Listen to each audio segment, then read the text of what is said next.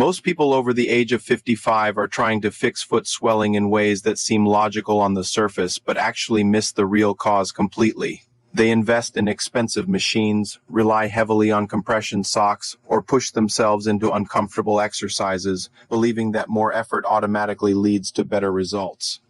But what if the problem isn't about how hard you try, but whether you're activating the right system inside your body in the first place? Before we move forward, it's extremely important to understand what is actually happening inside your legs and feet. Without this clarity, even the most well-designed routine will feel temporary, and you might give up before your body has the chance to respond.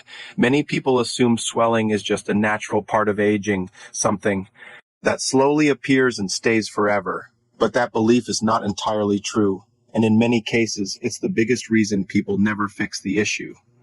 Your body is designed with a powerful and intelligent system that moves blood and fluid upward from your feet back toward your heart.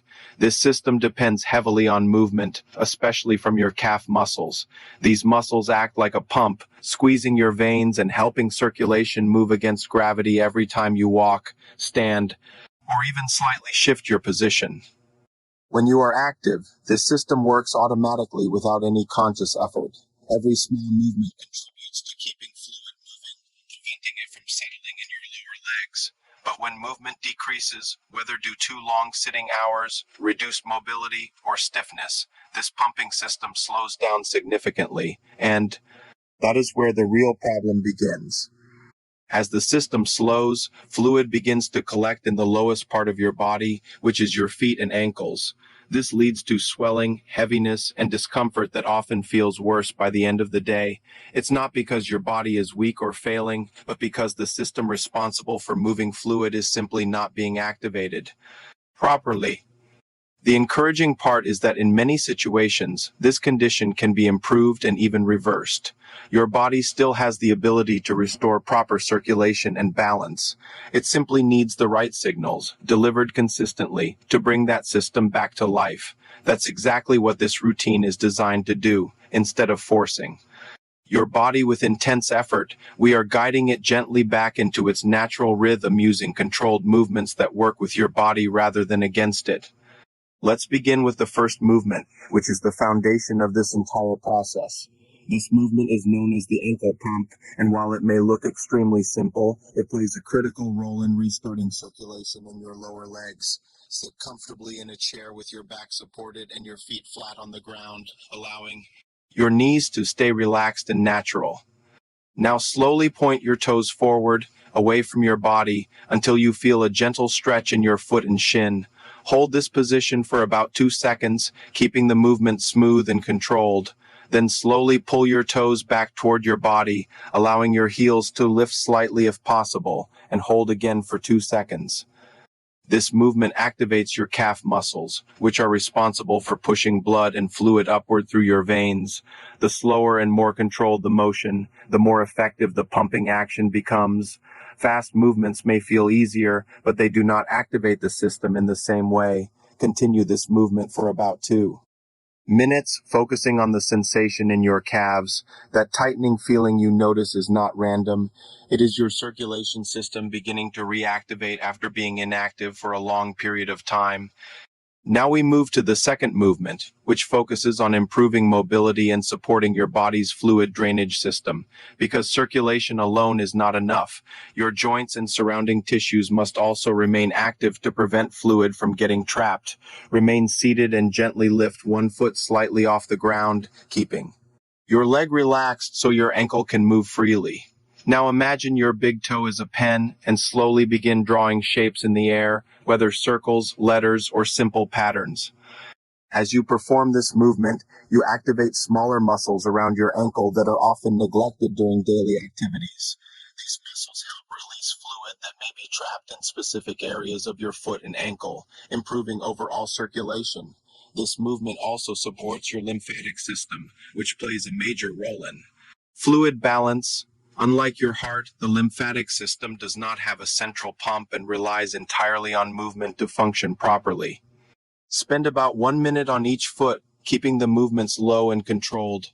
Over time, this helps reduce stubborn swelling that does not respond to basic movement alone. At this stage, you may begin to notice small but meaningful changes in how your feet feel. You might feel warmth, lightness, or a slight tingling sensation. These are positive signals that your circulation is improving and fluid is beginning to move again. Many people underestimate these early signs because they are not dramatic. However, these subtle changes are the foundation of long-term improvement and indicate that your body is responding correctly. Now we move to the most powerful movement in this routine, the calf raise. This exercise creates the strongest pumping action in your lower legs and is essential for pushing fluid upward effectively. Stand up and hold on to a stable support such as a chair or wall to maintain balance. Slowly lift your heels off the ground and rise onto your toes. Hold this position for about 3 seconds while tightening your calf muscles. Then slowly lower your heels back down, maintaining full control throughout the movement. Avoid dropping your heels quickly, as controlled motion is key to maximizing the effectiveness of this exercise. If standing is difficult, you can perform a seated version by lifting your heels while keeping your toes on the ground and applying light pressure with your hands for resistance. Repeat this movement for about 2 minutes. This is one of the most effective ways to reduce swelling quickly and restore proper circulation in your lower legs. Now let's talk about something that many people misunderstand: hydration. There is a common belief that drinking more water increases swelling, but in reality, the opposite is true. When your body is dehydrated, it enters a protective mode and begins to hold on to fluid instead of releasing it. This is one of the hidden causes of swelling that many people overlook. Proper hydration helps your body flush out excess sodium and waste, reducing fluid retention over time. A simple way to monitor this is by checking your urine color, where light color indicates good hydration and dark color indicates the need for more water. Instead of drinking large amounts at once, it is better to sip water throughout the day. This helps maintain balance and prevents your body from holding on to fluid unnecessarily. In addition to hydration, your body also needs the right balance of minerals, known as electrolytes, to manage fluid properly. Potassium and magnesium play a particularly important role in this process. Sodium tends to pull water into your tissues, increasing swelling, while potassium helps push it out and restore balance. Foods such as bananas, spinach, avocados, and nuts provide these essential nutrients naturally. Adding these foods to your daily routine supports your body from the inside, making it easier to regulate fluid without relying on external solutions. Now let's address the biggest mistake that contributes to swelling: staying still for long periods of time. Whether sitting or standing, lack of movement shuts down your circulation system completely. When your muscles remain inactive, the pumping mechanism stops working, allowing fluid to collect in your lower legs. This is why swelling often becomes worse after long periods of inactivity. The solution is simple but highly effective. Every 30 to 45 minutes, take a short break to move, stand up, walk a few steps, or perform quick ankle movements. This small habit can prevent swelling before it even begins. Now let's bring everything together. What you have learned is not just a set of exercises, but a complete system for improving circulation and reducing swelling.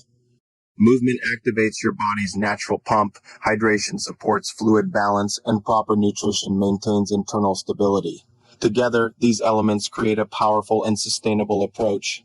The most important factor in this process is consistency. Small actions performed daily are far more effective than occasional intense effort. Your body responds best to regular, controlled input. Swelling is not something you have to accept as a permanent condition. It is a signal from your body that something needs attention, and now you understand both the cause and the solution.